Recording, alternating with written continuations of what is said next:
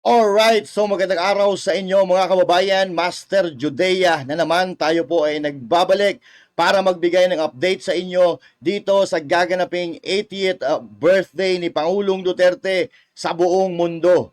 Mga kababayan, aalamin din natin kung bakit kinuha yung mga gamit ni Pangulong Duterte. Iuuwi na ba siya sa Pilipinas? Pero may tanong ako sa inyo mga kababayan.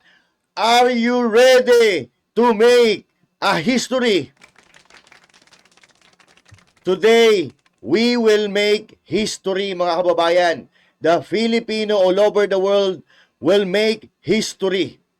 Ito ay maitatala sa kasaysayan ng Pilipinas, isang presidente na minahal ng buong mundo, minahal ng lubusan ng mga Pilipino dahil sa tunay na pagsiservisyo sa ating bansa at sa ating mga kapwa Pilipino. Ang the best na presidente na walang iba kundi si Pangulong Duterte. Ito ay maiuukit sa bato dahil ito lang ang presidente na minahal ng Pilipino ng ganito kabuo, mga kababayan. At ngayon, masasaksihan po natin ang pagdagungdong ng boses ng mga Pilipino sa Pilipinas at maging sa iba't ibang panig ng mundo sa tunay na pagmamahal, sa tunay na Pangulo ng Pilipinas. Tunay na Pangulo ng Pilipinas dahil pinahalagahan niya kahit pinakabababang uri ng Pilipino, minahal ng presidente ito.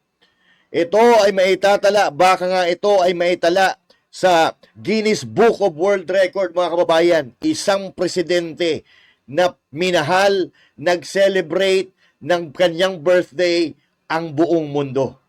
Mga kababayan, pag-uusapan po natin lahat yan at lahat ng mga update kung anong nagaganap sa iba't ibang panig ng Pilipinas, iba't ibang panig ng mundo. Pag-uusapan po natin yan dito. Pero bago tayo magpalaot, bago natin umpisahan mga kababayan, eto muna, panoorin po natin. Banateros ay hindi magigiba. Banateros ay hindi nag-iisa. Banateros ay kami walang iba. Banateros hanggang sa huli naming hininga. Yan ang banateros, walang inuurungan. Pag tama palakpakan, pag mali ay babanatan. Yan ang banateros, boses ng ordinaryong Pilipino. Banateros ay walang makakaawan.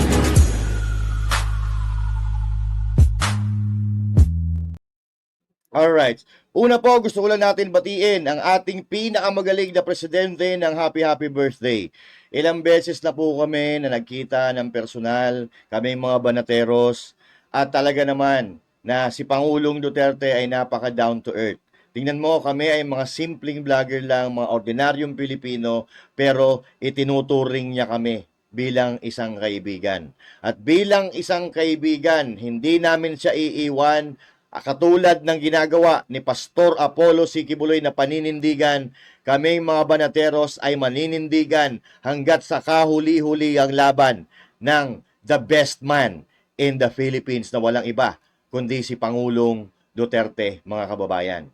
Hindi namin siya iiwan, kami ay magbabantay, kami ay magsasalita. Kung may mga bumabanat sa kanya, sasagutin po natin yan at ipapaliwanag sa ating mga kababayan kung ano ang katotohanan. Dahil dito sa Pilipinas, binabalot na po tayo ng kasinungalingan. Dahil yung mga organisasyon, yung mga tao na dapat nagbibigay sa atin ng tamang balita, sa kanila pa nanggagaling ang kasinungalingan. Pero ito, mga kababayan, umpisahan na po natin. Yung mga gamit ni Pangulong Duterte ay kinuha. Bakit kinuha mga kababayan?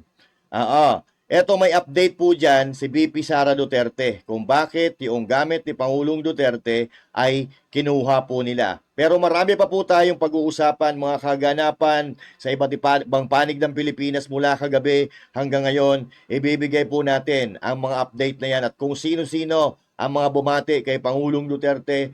Sa puntong ito, meron ng mga bumabati at ipapakita ko po sa inyo yan mga kababayan. But for the meantime, eto, kung bakit kinuha ang mga gamit ni PRRD.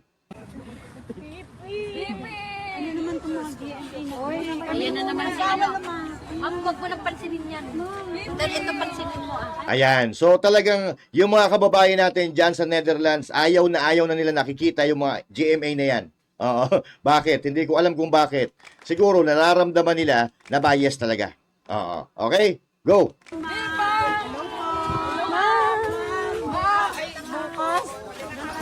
Hello po, ma'am.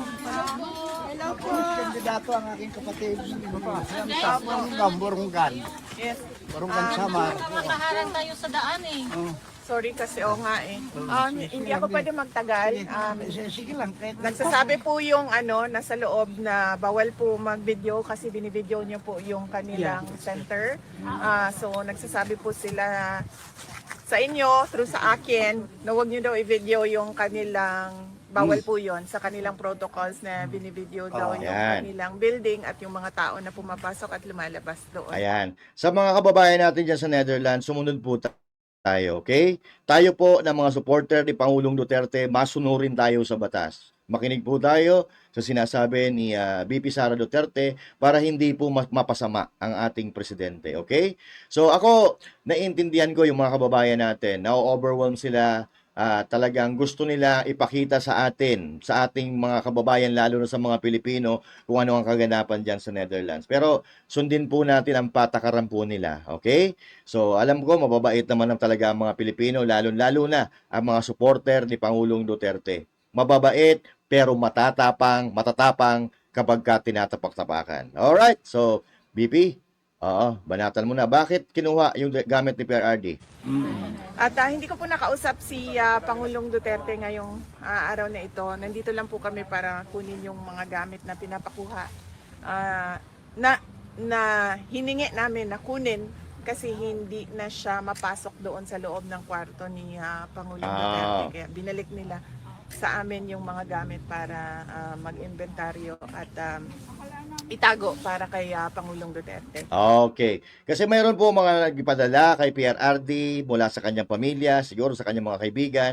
Napakarami na po ng kanyang gamit doon sa loob. So, siguro, hindi pinapahintulutan yung napakaraming gamit sa loob ng The Hague Detention Center. Kaya, itong mga gamit ni PRRD ay kinuha muna nila VP Sara Duterte, itinabi.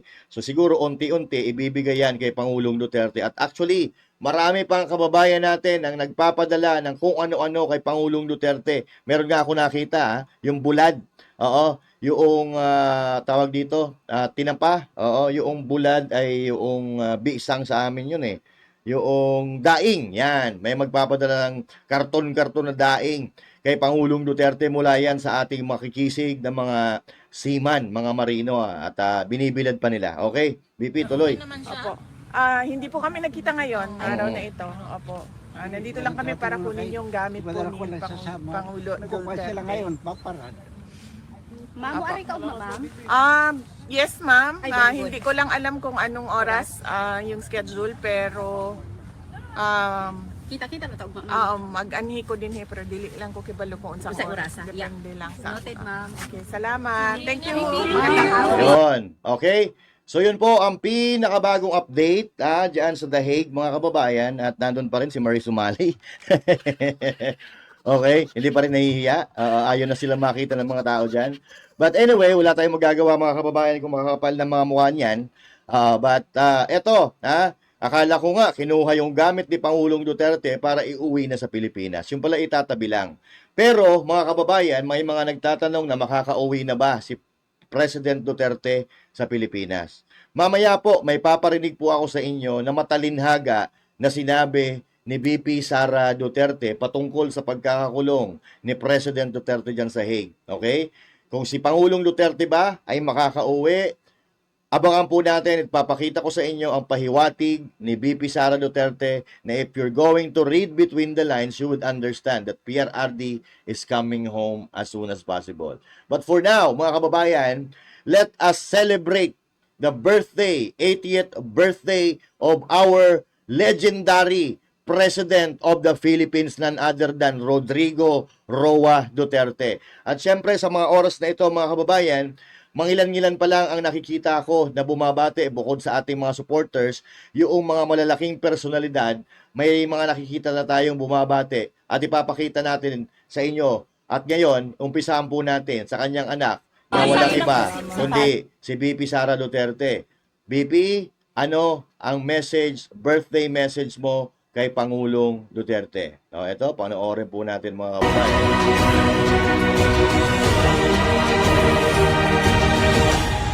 My warmest birthday wishes to former President Rodrigo Duterte.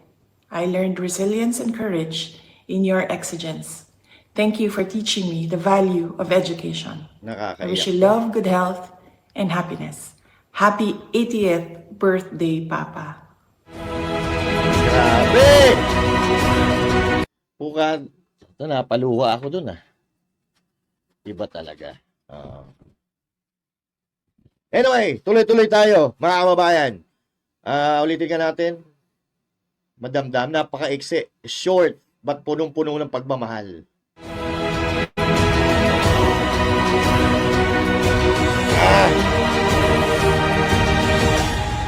My warmest birthday wishes to former President Rodrigo Duterte. I learned resilience and courage in your exigence. Thank you for teaching me the value of education. I wish you love, good health, and happiness. Happy 80th birthday, Papa. Indeed, mahal na mahal niyang tatay niya. Siyempre, anak yan eh. Okay? Kahit may nagkakaroon ng konting spark minsan sa politika, pero bilang isang anak, I have no doubt, mahal na mahal niya ang kanyang papa. But anyway, isa pa sa mga personality na bumati kay President Duterte, walang iba, kundi yung kanyang inadapt sa kanyang PDP laban, walang iba kundi si Kikisama sa Marcoleta. inyong lahat sa pagbati natin sa dating Pangulo ng ating bansa, Mayor Rodrigo Roa Duterte, sa pagsapit ng kanyang ika-80 kaarawan ng pagsilang. Ang totoo po, hindi ko alam kung ako po'y naliligayahan o nalulungkot sapagkat bagamat ang pagsilang po ay dapat po nating sineselebrate. Ngunit sa kanyang kalagayan ngayon na nasa malayong bansa, nasapilitang dinukot at inilipad sa isang lugar na napakalayo sa atin. Hindi ko po alam kung paano natin i-celebrate ng maligaya ang kanyang kaarawan. Ang masasabi ko lamang po sa ating Pangulo, sana'y lalo siyang maging matatag. Alam ko po siya'y matatag. Wala pong problema doon. I do not doubt his tenacity and endurance as a leader. Medyo nag-aalala lamang po ako sa kanyang kalusugan sapagkat alam nating may edad na siya at naggagamot po siya. Hindi naman po masyadong mabuti ang kanyang kalusugan. Yun lamang po ang aking inaalala. Ngunit sa kanya, bilang isang leader, alam kong matatag siya. Alam kong alam niya ang kalagayan ng ating bansa. He is prepared to suffer. Sa kanya po ay palagay ko kahit buhay niya itataya niya, alang-alang sa kanyang bansa. Sana'y marinig mo ang aking sasabihin, Mayor, Mr. President. You are the image of sacrifice and courage. You are the epitome of a leader who gave it all but asked for nothing. You are the unifying force to restore the rectitude and the majesty of our laws. You are the embodiment of a leader that inspire a brave, independent, and sovereign nation. Sa atin pong mga kababayan, huwag po kayong mawawalan ng loob. I always believe that there is time for reckoning and for truth Yes! for today. Yes! Let us bring back our decency, our patriotism, and our true sense of nationhood. Let us bring back our qualities that define us and prove as to who we are as a people. Let us be resilient. Let us be steadfast. Let us be patient towards our march to normalcy, transparency, and integrity. Let us bring back our president no matter what happens. Mabuhay po kayong lahat. Mahalin natin ang Pilipinas. Yun! Palakpakan, okay? Oo, agree doon sa sinasabi ni Congressman Marcoleta na ngayon ay tumatakbo bilang senador. At sigurado ako, katulad ni Pastor Apollo Sikibuloy, panalo na to si Marcoleta, mga kababayan. Alright, kahit gaanong paninira nila sa ating mga kandidato sa PDP laban, alam ng taong bayan kung sino ang nararapat na mapunta diyan sa Senado. Hindi yung mga sinungaling, mga magnanakaw at mga manggagamit. Ha? Ginagamit lang nila tayong mga Pilipino para sila ay lumaman ng lumaman at kumapit ng kumapit sa kapangyarihan. Yan.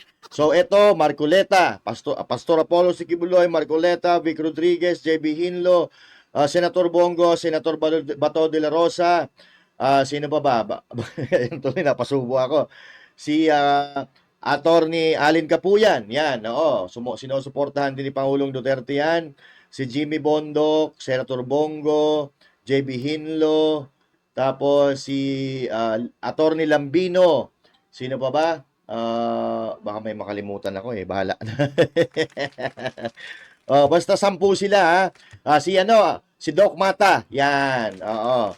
Palakpakan po natin. Yan si Philip Salvador, nakalimutan natin. Yan. Sila po ang mga tunay na nagmamahal at magmamahal pa sa ating bansang Pilipinas, katulad ng ipinakita ni Pangulong Duterte. Okay?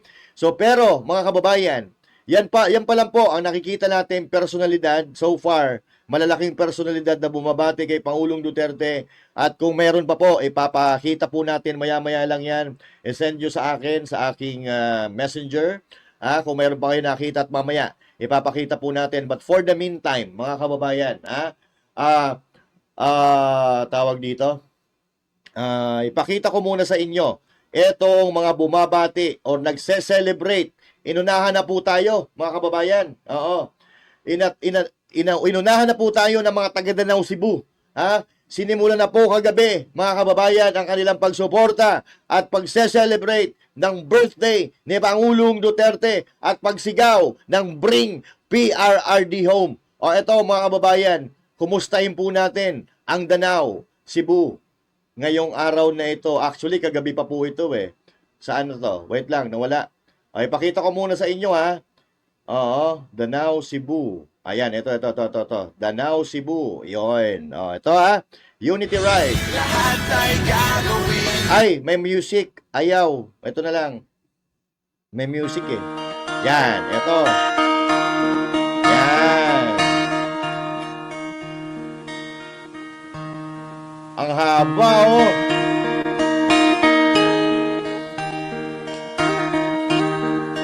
Salamat sa may-ari ha. Salamat sa may-ari ng video na ito. Shout out si CTO. Carl Omega Ariel. Para sa pagbabago. Ayan.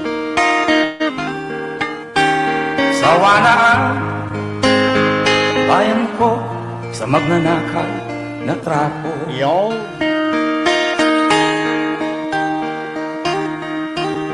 Madilim na kahapon. Ayun. So ito, mga kababayan, ito na po. Ito ba yun? Nagtipon-tipon. Ito. Iba yan, mamaya na yan. Ito muna tayo sa Cebu. Sa Cebu muna tayo. Cebu. Yan.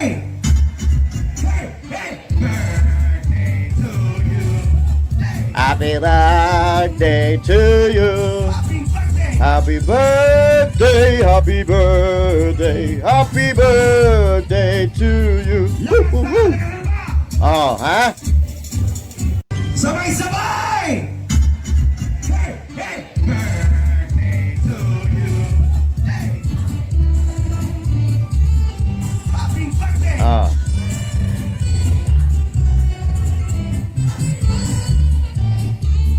Lakas na ba? Yan mga kababayan. Okay?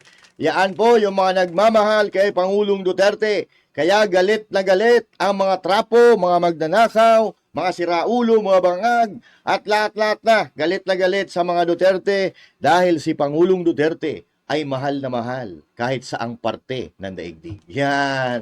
Na hindi kailanman mangyayari kay Marcos Jr. Yan. Hindi siya mamahalin ng mga Pilipino. At last na nila yan. Yan. Okay? So, nasaan pa yung iba? Okay, panoorin po natin. Ito po yung aerial shot, aerial shot, no? Ayan, no? Walang bayad yan. Wala pong ayuda yan, mga kababayan.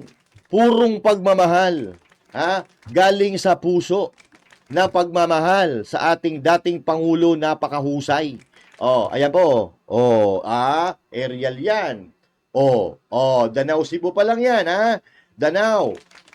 Ayan, At meron pa dito, yung motorcade, yung actual motorcade mismo, panoorin po natin. Yan, dito tayo sa gitna. Ayan. Cebu yan, Cebu.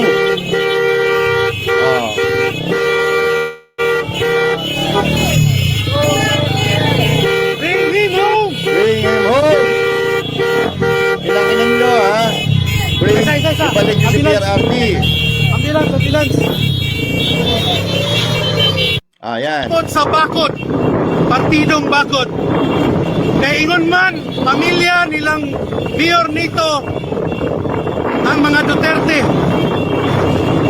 So inani kasulit ang Subuanon. No, unsa na gud ming orasa karon? Alas 9 na. Initsa sa kagabion. Pero thousands of Cebuanos ang naasa kong layo. Yan. Pila kasakyanan. Siya po, mga kababayan, ay nasa unahan. Okay, nasa unahan siya. Sinasabi niya, alas 9:30 na ng gabi. Pero tuloy-tuloy pa rin sa panawagan pagsigaw ng Bring PRRD Home ang mga Sugbuanon. Okay, mabuhay kayo, mga Sugbuanon na hindi natatakot na gurgurin. Mabuhay ang matatapang na mga taga Cebu. Lalo-lalo na dyan sa mga taga Danau. Dahil yung mga plastic na mga politiko dyan sa Cebu, galit na galit yan sa mga ganyan. So anyway, tuloy po natin. Sana. Ayaw mo pag-insert diri sa atubangan kay basig maputol ang ato ang konboy. Yan. Insert mo sa tunga or sa katapusan sa nagmotor. Kung nasakyanan mo, mausat gihapon. Ayan. So yan po ang nangyayari sa Cebu, mga kababayan. At eto, pakita pa natin yung iba. Cebu, where are you? Danau City. Yan, ito. Ano pala to? Ayan, aerial shot pa rin to, katulad nung kanina. Ganyan po, Cebu pa lang po yan, Sa Danau pa lang po yan, Sa Danau, Cebu pa lang. At ano pa ba ang ipapakita natin? Ipakita naman natin yung sa ibang bansa, na mula kagabi, nagse-celebrate na. Ito.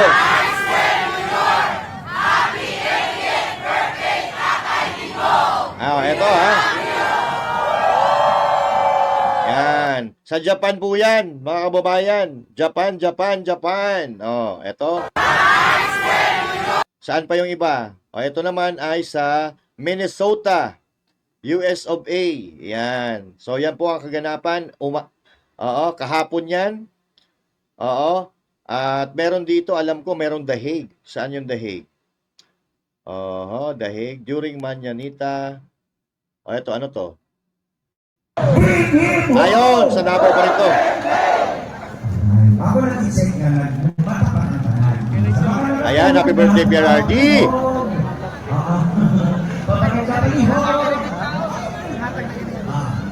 Alright, excited na kayo ta. O mga ison, ato sa tagang masipag papak ato mga bisita. The Cebu United Riders for FPRRD! Pinuluhan ni Kuya Ayan Gaklama, tubo kayo na now. O Sir Moises Tiparini. Alright, ladies and gentlemen, please, ato ang dungan kantahon ang Manyanita para sa kay former President Rodrigo Roa Duterte. Happy birthday, Tatay Digong! Ato nang sugdaan na itong mga kanina, mga iso. Hindi din na pag ng kuan suga. Beautiful this morning.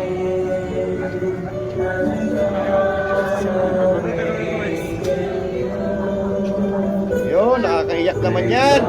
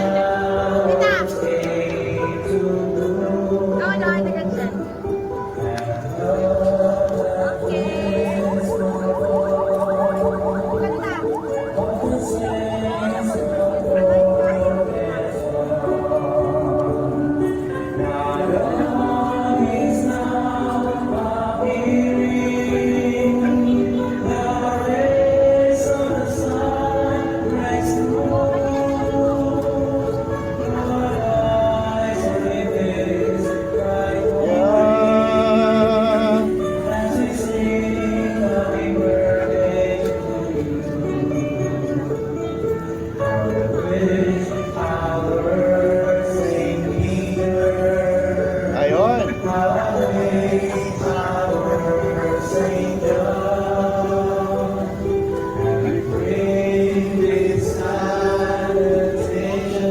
Grabe na.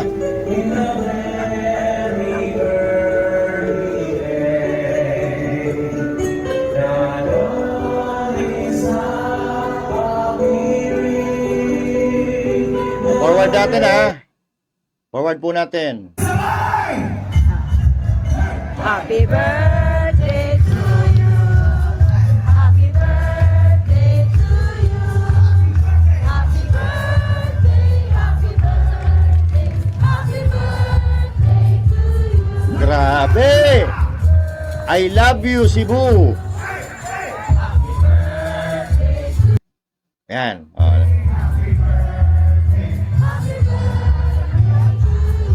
Ayan, ganyan kamahal ha, si PRRD ng Cebu, mga kababayan. At hindi lang Cebu, dahil ang mga kababayan natin, diyan mga kababayan, sa Minnesota, USA, ay nagse-celebrate din ng birthday ni PRRD. Let's take a look. Pasitahin muna natin ang Times Square. Ayan. We are going to have our prayer rally and we want everybody to participate. We are going to start with our opening prayer. This is going to be led by Brother Okay, wait lang ha. at Katubukan. First, Luke 4, verse 18 to 19. The Spirit of Pakita ko lang sa inyo ang kaganapan.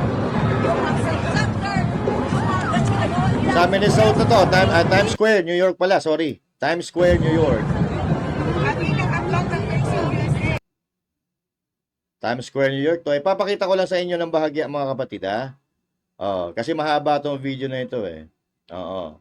Ano lang ba, yung patikim lang ba na video kasi hindi naman natin po pwede i-play ito napakahaba. Masyado, sobrang hahaba ang ating video. Pero ito po ay kaganapan diyan sa Minnesota, sa Times Square sa New York.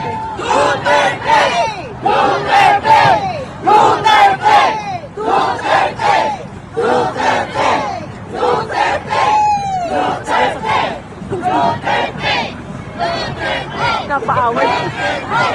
Bring him home! Bring him home! Bring him home! Bring him home! Bring him home!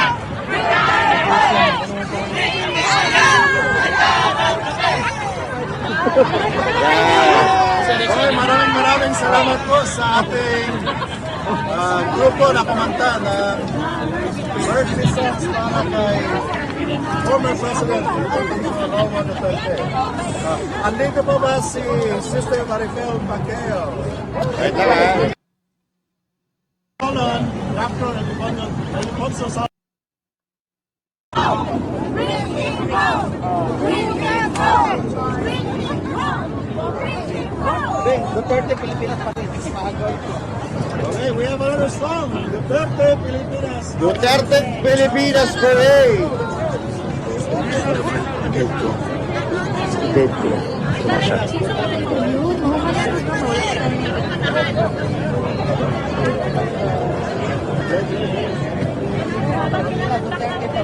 Yan. Okay.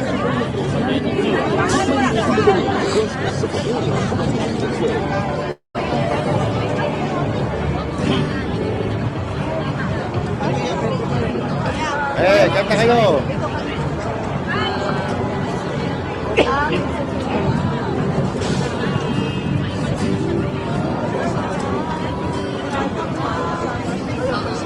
Hindi makinig pa rin yung gitara. Ang laban niya Ay laban natin, Pilipinas, Duterte pa rin. Pilipinas, Duterte pa rin. Ang tunay na nagmamahal sa atin. Ang laban niya ay laban natin. Pilipinas, Duterte pa rin. Pilipinas, Duterte pa rin. Duterte, tunay na nagmamahal sa atin. Duterte! Ay laban natin, Pilipinas, Duterte pa rin. Pilipinas, Duterte pa rin.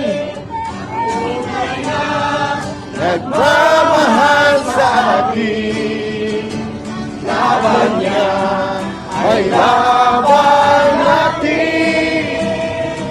Pilipinas, Duterte pa rin. Pilipinas, Duterte pa rin. Tunay na nagmamahal sa atin.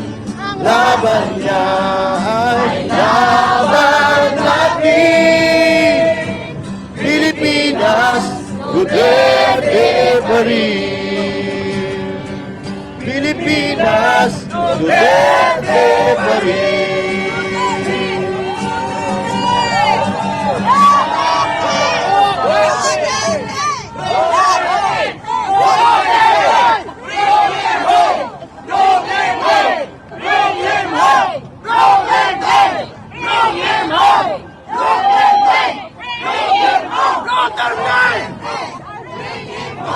Yon mga kababayan. So walang ibang presidente na ginanyan. Oo. Na minahal ng mga Pilipino ng ganyan. Yung tunay na pagmamahal hindi lang simpatya. Oo. Oo. Mahal na mahal si Pangulong Duterte ng buong mundo. Yan ang sinasabi ko sa inyo. Inggit na inggit talaga. Kaya sino nga ba naman ang hindi may inggit dyan?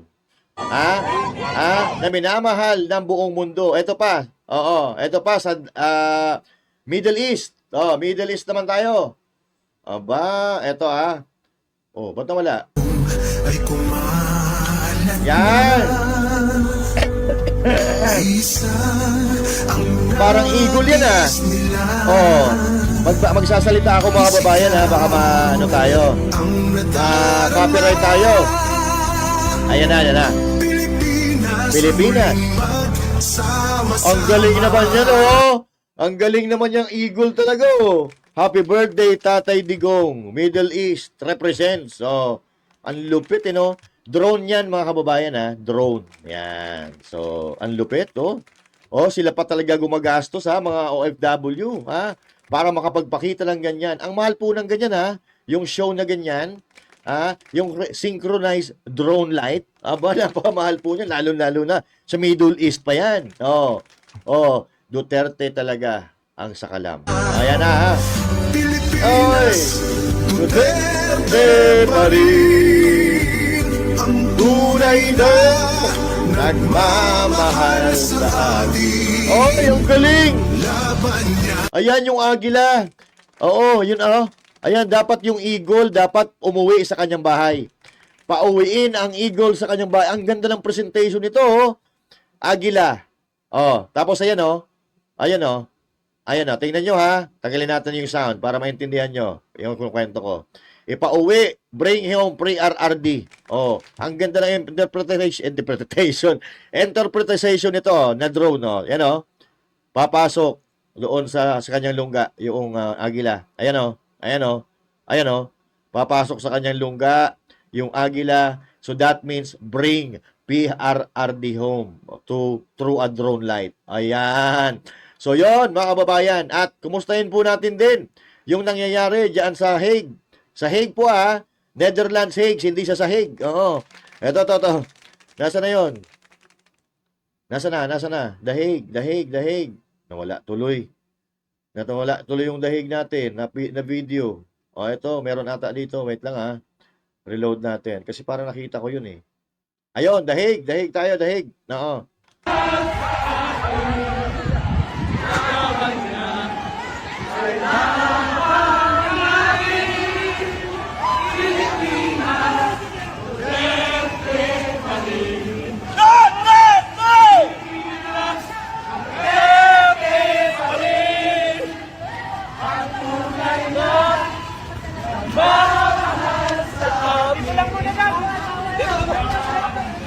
Yan, sa The Hague po yan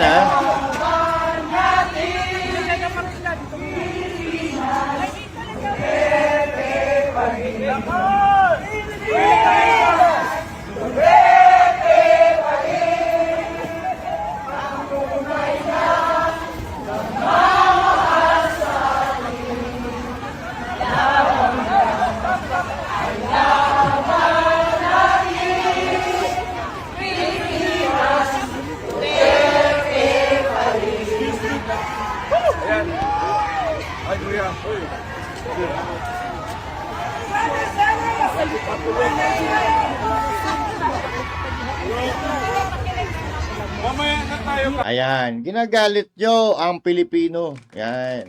Ginalit nyo ang Pilipino.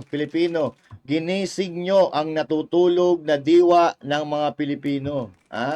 Dahil sa kabalbalan ninyo, kaswapangan ninyo, katraidoran ninyo, ipinagkalulo nyo yung Pangulo na maraming nagawa sa bansang ito.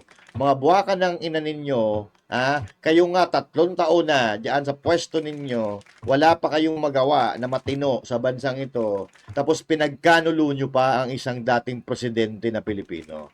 And that is the reason why the Filipino people retaliating against you, by doing this prayer rally, peace rally. At hindi ako magtataka kung may Pilipino na galit na sa gobyerno ngayon. So tayo hindi tayo magkagulo, pero gusto lang natin itama itong kagaguhan na pinagagagawa nila. Sa Pilipinas, sa Pilipino, at ginagawa nila sa ating dating pinakamagaling na Pangulo, mga kababayan. So now, I want you to read between the lines, mga kababayan, itong sinasabi at mensahe ni VP Sara Duterte. Ito ay mensahe ni VP Sara Duterte sa mga taga-suporta ng kanyang ama, taga-suporta ng kanilang pamilya, at nagmamahal sa bansang Pilipinas na tumatayo kahit hindi halintana ang panganib o yung panggigipit na ginagawa ng administrasyon ni Marcos Jr., tumatayo pa rin. Ito, may panawagan si VP Sara sa inyo. I want you to listen and read between the lines, and later we're gonna talk about this. Okay? Let's go.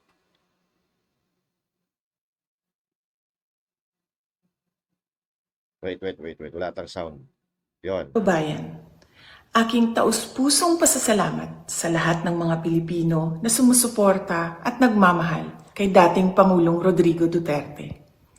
Sa mga kababayan natin sa Pilipinas, the Netherlands at iba't ibang panig ng mundo, napakalaking bagay para kay Pangulong Duterte ang pagtitipon ninyo para sa kanyang pag-uwi at kaarawan. Yun! Maraming salamat. Para sa kanyang pag-uwi. At napapagaan nito ang mga hamon na hinaharap niya ngayon.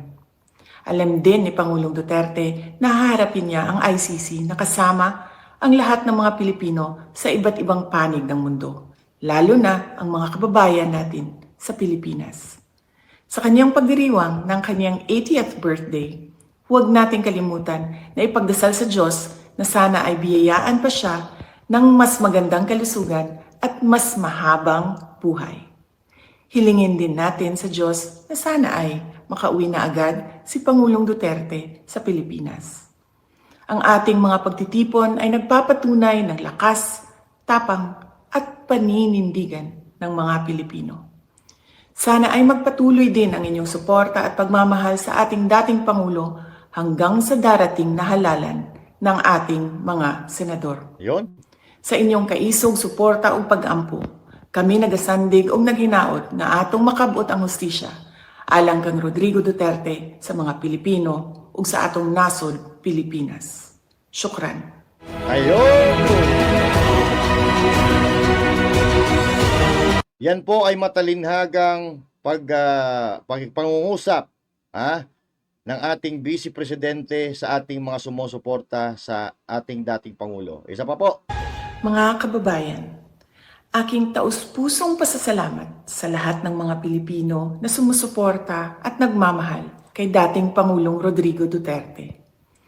Sa mga kababayan natin sa Pilipinas, the Netherlands at iba't ibang panig ng mundo, napakalaking bagay para kay Pangulong Duterte ang pagtitipon ninyo para sa kanyang pag-uwi at kaarawan. Yun ang gusto ko, no? Yung pag-uwi.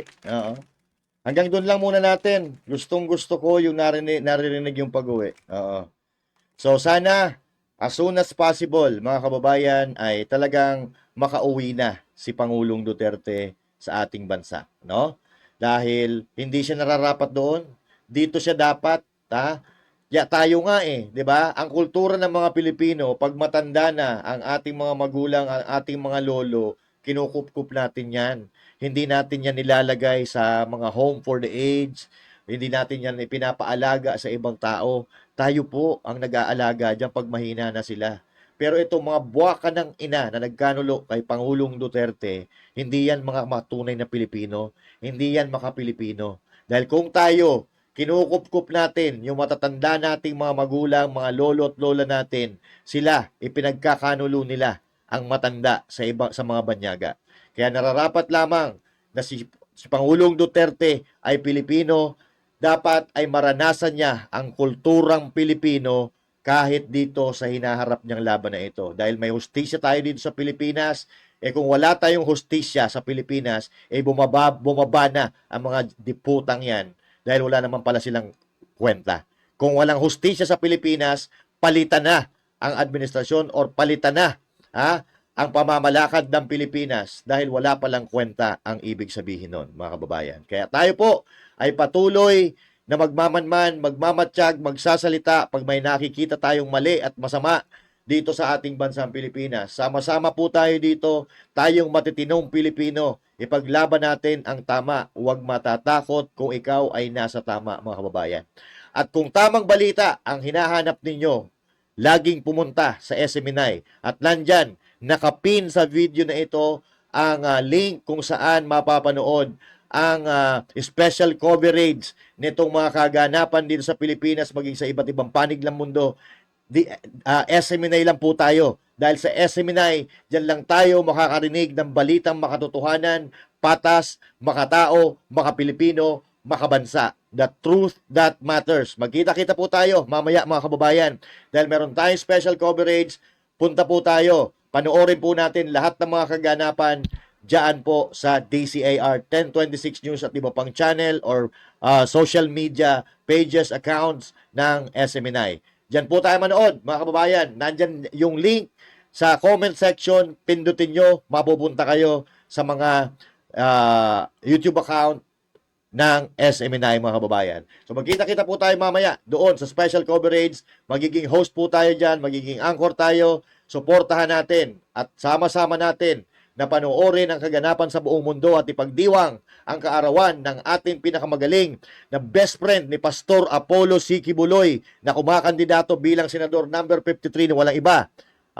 Si Pastor Apollo Quiboloy ang nagsisenador, Pero best friend siya ng pinagdiriwang natin ang kaarawan ngayon na walang iba kundi si Pangulong Rodrigo Roa Duterte. Mabuhay ang Pilipinas, mabuhay ang mga Pilipino, bring PRRD home. Okay? So once again, this is Master Judaism. Thank you. God bless you all. And to God be the glory. Magandang araw po sa inyong lahat. Bye-bye.